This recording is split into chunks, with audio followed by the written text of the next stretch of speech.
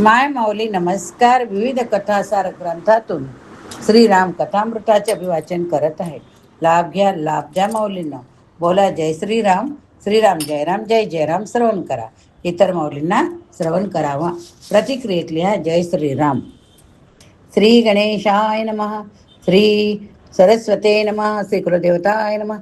श्री रामचंद्राय नमः. मागच्या भागावरनं आता आपण पुढचा भाग बघत आहोत. संसदेने केलेले रामाचे गुणगान. यापूर्वी प्रभू रामचंद्राच्या गुणांचे जे वर्णन आलेले आहे ते जनतेने केले आहे. या ठिकाणी संसदेतील नेते महाराज दशरथांना म्हणतात, तुमच्या संपूर्ण वंशामध्ये रामासारख्या कुणीही झालेलं नाही. एकदा तुम्ही रामांना सिंहासनावर बसण्याची संधी द्या, मग ते कसा पराक्रम करतात ते बघा. अमरपुरीमध्ये इंद्राने शोभायमान व्हावे तशा प्रकारे तुमचा राम अयोध्येच्या सिंहासनावर शोभायमान होईल. संसद म्हणते, दिव्य गुणैर शक्रसमो राम सत्यपराक्रमाः इक्ष्वाकुंभयोपी सर्वेभ्यो यतिरिक्तो विशापते. राम किती वृद्ध आहेत, त्यांनी कधी कुणाचे वाईट चिंतले नाही. वृद्धस्य स्थिर चित्तस्य सदा भव्यो न सूयकाः प्रियवादीच भूतानां सत्यवादीच राघवा. तो निरंतर विद्यावान लोकांच्याकडे जात असतो, त्यांच्याकडून शिकत असतो. बहो नृप कल्याण गुणाः संती सुतश्यते. त्यांच्या गुणांचे किती वर्णन करावे. जवळच्या लोकांच्या सुखदुःखामध्ये ते सहभागी होतो. जेव्हा एखाद्याच्या घरी आनंदोत्सव असतो तेव्हा रामचंद्र पित्याप्रमाणे त्या ठिकाणी पोहोचतात. त्या सर्व लोकांना अधिक आनंदी करतात. पितेव परितुष्यती. आणि लोकांचा आनंद बघून राम असे हरकून जाता की जणू मुलांच्या आनंदाने एखाद्या पित्याने संतुष्ट व्हावे. लोकांच्या व्यक्तिगत सुखदुःखाशी राम किती समरस आहेत बघा. याच पद्धतीने एखाद्याच्या घरी काही दुःखद घटना घडली की श्रीराम दुःखी होतात. पिते व परितप्यते. संसदातले लोक म्हणतात, महाराज, लोकांची दुःख ऐकून त्यांच्या नेत्रातून उघळणारे अश्रू आम्ही पाहिले आहेत. अतिव सुंदर वर्णन प्रभूच्या गुणांचे या ठिकाणी केलेले. महाराज दशरथाचा विचार ऐकून मंत्रीगणांचे अंतःकरण भरून आले आहे. महाराज दशरथ विचारतात, राज्याभिषेक केव्हा करावा, तुम्ही सांगाल तेव्हा महाराज, असे संसद म्हणते. महाराज दशरथ सांगतात, उद्या पुष्य नक्षत्र आहे, आपण पुष्यावरच रामाचा राज्याभिषेक करूया. फक्त पंचायत इतकीच आहे की राज्याभिषेकाच्या सामानाची जी यादी आहे ते सगळे पदार्थ आजच्या आज गोळा करावे लागतील. मंत्रीगण म्हणतात, महाराज त्याची चिंता नका करू तुम्ही. अयोध्या संपन्न राजधानी आहे. सगळ्या गोष्टी या ठिकाणी उपलब्ध आहेत. दुरून आणावयाच्या वस्तूंमध्ये फक्त सप्तसागरांचे जल पाहिजे. पण आपल्या देव मंदिरातल्या पूजेकरता ते नेहमीच लागते. त्यामुळे आपल्या मंदिरामध्ये ते उपलब्ध आहेच. त्यामुळे तुम्ही त्यावेळी आज्ञा कराल त्यावेळी आपण रामाचा राज्याभिषेक करू शकू. महाराज दशरथ म्हणतात, जर ही तयारी तुम्ही करत असाल तर उद्याच राज्याभिषेक करून घ्यावा, असेच मी म्हणतो. आता पुढचा भाग बघूया. राज्याभिषेकाची एवढी घाई का. या ठिकाणी माझ्या मनात दोन प्रश्न उभे राहतात. महाराज दशरथांना असे का वाटत नाही की आपण भरत आणि शत्रुघ्न ह्या दोन मुलांसाठी थांबावे. ते दोघे जण आजोळी गेले आहेत, हे आपण यापूर्वी पाहिले. मग राज्याभिषेकाची एवढी घाई करण्याचे कारण काय. खरं म्हणजे महाराज दशरथांनी या ठिकाणी आज्ञा द्यायला हवी होती की माझ्या दोनही मुलांना बोलवा. आपण असे करतो की नाही. आपल्या कुटुंबामध्ये लग्न कार्य, साखरपुडा किंवा कुठला कार्यक्रम असला माणूस प्रथम या गोष्टीचा विचार करतो की माझे सगळे भाऊ येऊ शकतील की नाही. मुहूर्त ठरवताना आपण हे बघतो, आपल्या सगळ्या बहिणी पोहोचू शकतील की नाही. आपल्या दोन्ही मुलांना दूर ठेवून राज्याभिषेकाची एक काम ठरवून उरकून घ्यावे, असे महाराज दशरथांना का वाटले. अलीकडच्या भाषेत सांगू का, राजकारण जेव्हा शपथविधीची घाई होते तेव्हा संशयाची पाल चुकचुकते. एकदा शपथविधी होऊन जाऊ द्या, मग भांडण नंतर राहू. उद्याच राज्याभिषेक करू असे महाराज म्हणतात. याचा अर्थ त्यांना कशाची भीती वाटत आहे का. नंतर केल्यास काही संकट येईल अशी पाल चुकचुकली आहे का. प्रभूंचा हा राज्याभिषेक इतक्या लवकर उरकणे हे दशरथाचे कारस्थान आहे का. दुसरा प्रश्न असा आहे की त्या कारस्थानामध्ये मोठा मुलगा श्रीराम हा देखील सहभागी आहे का. निदान प्रभू रामचंद्राने तरी महाराजांना सांगायला नको का की भरत आणि शत्रुघ्न यांना येऊ द्या. रामाचे एवढे बंधुप्रेम आहे, मग राज्याभिषेक समयी रामांना त्यांची आठवण का होऊ नये, हे सगळे प्रश्न नंतर कैकेयीने उपस्थित केले आहे. या प्रश्नांची उत्तरं शोधण्यासाठी महर्षी वाल्मिकींचे रामायण वाचणे अनिवार्य आहे. अन्य कुठल्याही रामकथेमध्ये यांची उत्तरे नाही.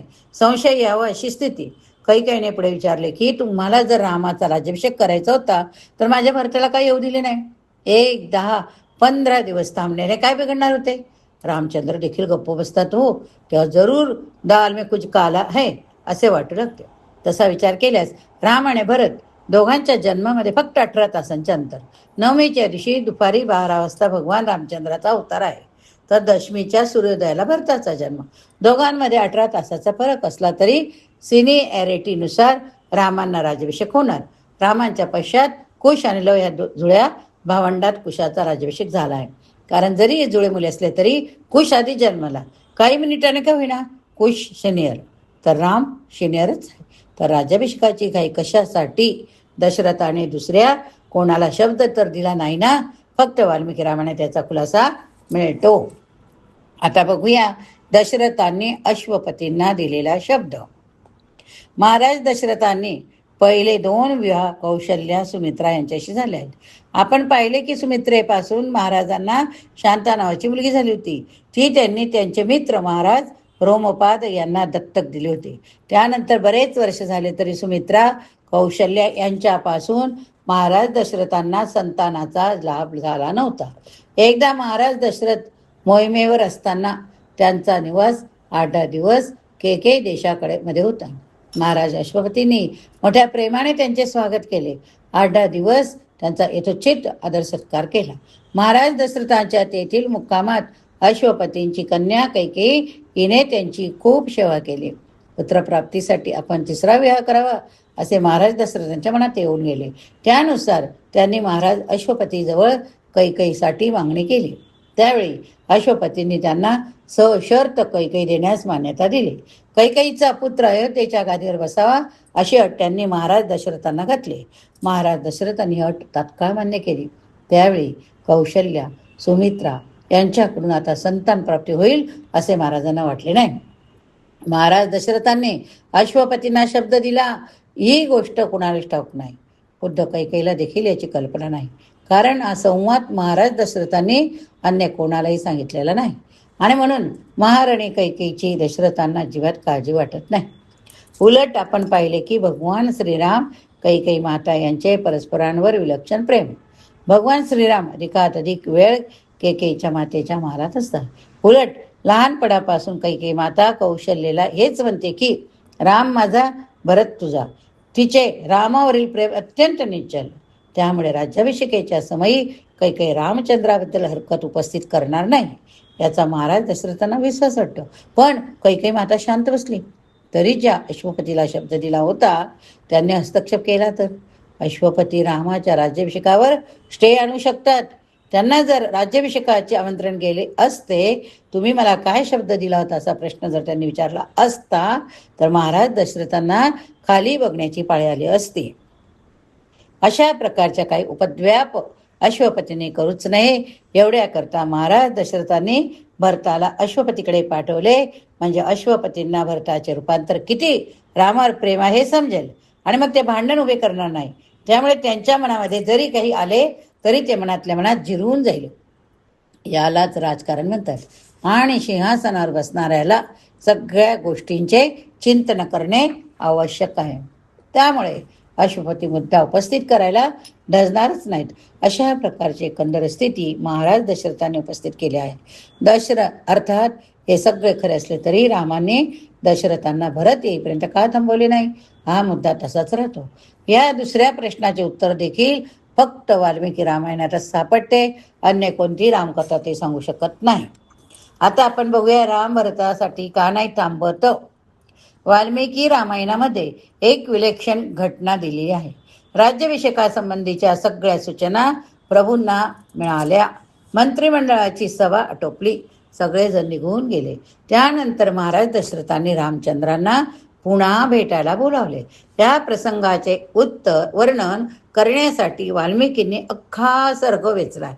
आताच तर मी भावांना भेटून आलो, मला पुन्हा बोलावणे पाठवले, नेमके काय कारण असावे असा विचार करून भगवान श्रीराम निघाले. महाराज दशरथ त्यांच्या खाजगी दालनात चिंताक्रांत चेहऱ्याने बसले आहेत. अश्वपतींना आपण शब्द दिला आहे, आता त्याविरुद्ध हा राज्याभिषेक उपरोक्त आहे.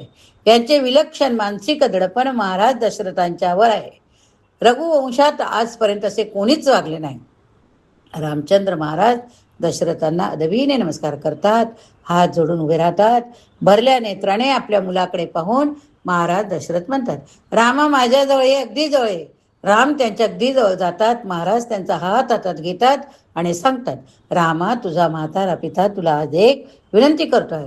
गेल्या पुष्कळ दिवसापासून मला फार वाईट वाईट स्वप्न पडतात. अनेक ज्योतिषांना बोलावून या स्वप्नांचा अर्थ मी विचारतो आहे. सर्वांना मला एकमताने एकच गोष्ट सांगितली की या स्वप्नाचा एकच अर्थ आहे, राजा ही मृत्युमापनोती घोराम चापद मृच्छती. सगळेजण म्हणतात की एकतर राजाचा मरण काळ जवळ आला आहे, अयोध्येवर काहीतरी मोठे संकट येणार आहे. मला आता माझा काळ दिसू लागलाय. रामा माझ्या जीवनातल्या सगळ्या इच्छा पूर्ण झाल्या आहेत. फक्त एक इच्छा शिल्लक राहिली.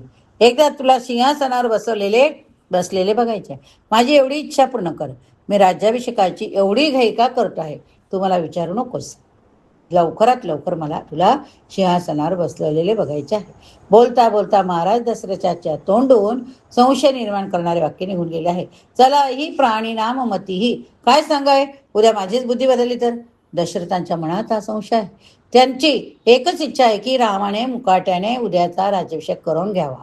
रामांना एकदा सिंहासनावर बसलेले पाहिले की त्या क्षणी महाराज दशरथ जायला तयार आहे. महाराज दशरथांच्या त्या भावाकुल नेत्रातून गळगळा अश्रू ओघळतात. वडिलांनी अशा प्रकारे काकुळतीला येऊन विनंती केल्यानंतर रामचंद्रासारखा अतिशय सज्जन, सालस, आज्ञाधारक पुत्र काय बोलणार. बाबांच्या दुःखाकडे पाहून त्यांच्या भावनांचा विचार करून मनात खूप काही अजूनही प्रभूंना काही बोलता आले नाही. आपल्या वृद्ध पित्याची इच्छा त्यांची आज्ञा मान्य करून अतिशय निष्काम असलेले प्रभू पित्याला प्रणाम करून निघून जातात. याचा सरळ सरळ अर्थ असा आहे की रामांच्या अंतःकरणात कोणताही कट नाही, कारस्थान नाही. पित्याला दुःखी बघणे हा त्यांचा स्वभाव नाही. ज्येष्ठ पुत्र या नात्याने पित्याच्या इच्छेपुढे मान टिकवणे हेच त्यांना आपले कर्तव्य वाटते. आता सर्वत्र राज्याभिषेकाची तयारी सुरू झाली. भगवान श्रीरामांना वशिष्ठ मुनींनी सीतेसहित अनुष्ठान करायला सांगितले. रामाने रात्री उपवास करून चटेवर निजायचे आहे. कैकेयीला अजून राज्याभिषेकाची बातमी कळवलेली नाही. महाराज दशरथांचा असा दृष्टिकोन आहे की संध्याकाळी मी घरी जाईन तेव्हा बातमी स्वतः कैकेयीला सांगेन. दशरथांना ठाऊक आहे की कैकेयीचे रामचंद्रावर विलक्षण प्रेम आहे, तेव्हा तिला ही बातमी एकदम सांगायची नाही. आधी तिच्याकडून काहीतरी बक्षीस घ्यायचे. दशरथ हे रसिक पती आहेत. कैकेयीला आनंदाची बातमी सांगताना थोडी थट्टामस्करी करावी असे त्यांच्या मनात आहे. यालाच गृहस्थाश्रम म्हणतात. कैकेयी हा महाराज दशरथांच्या विरंगुळ्याचा विषय आहे.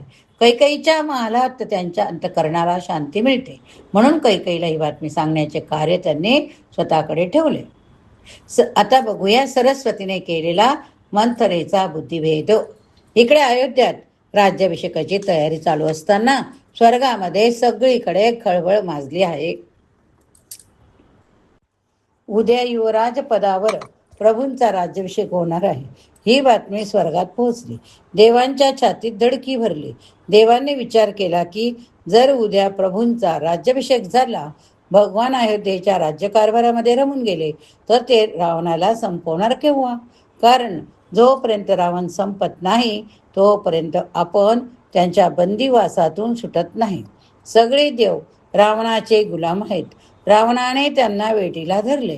त्यामुळे देवांना असे वाटते की भगवंताने पहिल्यांदा रावणाला संपवले. उद्याच राज्याभिषेक असल्यामुळे आजची एक रात्रच आपल्या हातात आहे. सगळ्या देवांची तातडीची बैठक झाली. घाबऱ्या घुबऱ्या सगळे विचार विनिमय करत आहेत. या राज्याभिषेकाच्या कार्यक्रमाला खीळ कशी घालता येईल याची चर्चा सुरू आहे. जर अयोध्येतील एखाद्या महत्त्वाच्या व्यक्तीचे डोके फिरले तर शिजत आलेले राजकारणी फसू शकते. एखाद्याचे डोके फिरवायचे काम सरस्वती मातेचे आहे. सगळ्या देवांनी सरस्वती मातेला विनंती केली की आमचे एवढे काम करा. सरस्वती माता म्हणते, अहो इतर ठिकाणची गोष्ट सोपी आहे, पण अयोध्येमध्ये जाऊन कोणाचे डोके फिरवणे सोपे नाही. पण सगळ्या देवांनी सरस्वतीला गळ घातली. शेवटी सरस्वती माता म्हणते, ठीक आहे, मी बघते. संध्याकाळच्या वेळेला सरस्वती मातेने अयोध्येत फेरफटका मारला. तिच्या लक्षात आले की अयोध्येतील प्रत्येक माणूस इतका धार्मिक आहे, इतका सुचिमंत पवित्र जीवन जगणार आहे की त्याचा बुद्धिभेद करणे शक्य नाही. तिने विचार केला की बुद्धिभेद करण्यासाठी आपल्याला विदेशी नागरिक शोधला पाहिजे, म्हणजे ज्याचे बालपणाचे संस्कार अयोध्येतील नाहीत. जो अयोध्येत बाहेरून आला आहे त्याचा बुद्धिभेद करणे शक्य आहे. नेमकी अशी एक व्यक्ती सरस्वतीला संध्याकाळच्या वेळेला मिळाली. त्या व्यक्तीचे नाव आहे मंथरा. मंथरा ही मुळात केकय देशातली कैकईच्या बालपणापासून ती तिची दासी आहे. लग्नानंतर तिने ही दासी आपल्याबरोबर अयोध्येत आणली. अयोध्या मुळातच सुशोभित आहे, पण लोक आता रामाचा राज्याभिषेक म्हणून ती अधिक सुशोभित करीत आहे. ही मंथरा आपल्या महालाच्या गच्चीवर जाते तशी ती वयाने प्रौढ आहे. ती मोठेपणी अयोध्येत आली असल्यामुळे तिच्या मूळ स्वभावात फार बदल झालेला नाही. लहानपणी स्वभाव बदलता येतो. तिचे मूळचे संस्कार प्रभावी, अयोध्येचे संस्कार फार कमी असल्यामुळे सरस्वती मातेने तिच्या बुद्धीचा एक पीळ ढिला करून टाकला. अशा गोष्टी करायला फार वेळ लागत नाही. ती आपल्या महालाच्या गच्चीवरून पाहते आहे की सारे नगर सजले आहे. कौशल्य मातेला महालही सजवला आहे. तिने आपल्या गच्चीवरून कौशल्या मातेच्या दासीला विचारले, हे सगळे कशा करता चालले आहे? कसला उत्सव आहे? त्या दासीने सांगितले, तुला ठाऊक नाही, उद्या आमच्या रामाचा राज्याभिषेक आहे. आमच्या रामाचा हा शब्द मंत्रीच्या जिव्हारी लागला. तिच्या डोक्यात विचित्र प्रश्न निर्माण झाला. केकई माता मुळात वाईट नाही. तिला भगवान रामचंद्राबद्दल अत्यंत प्रेम. तिला रामचंद्राचा राज्याभिषेक अपेक्षितच आहे. ही बातमी कळताच तिला झालेला आनंद तिने मंथरेला बोलून देखील दाखवलेला आहे. पण असे असून सुद्धा हीच केकई माता भगवंताच्या वनगमनाला, पतीच्या मरणाला कारणीभूत होते. हलक्या लोकांच्या नादी लागण्याचा परिणाम जीवनातच कसा विपरीत होतो हे बघण्यासारखे आहे. याची 2 उदाहरणे आहेत. रामायणात केकई माता, महाभारतामध्ये कर्ण. या ठिकाणी हा भाग संपवूया. पुढील भागात आपण बघूया दुसंग सर्व थैव त्याज्य. श्रवण करूया पुढच्या भागात. बोला जय श्रीराम. श्रीराम जय राम, जय जय राम. श्रीराम जय राम, जय जय राम. श्रवण केले असे तर लिहायला विसरू नका. जय श्रीराम.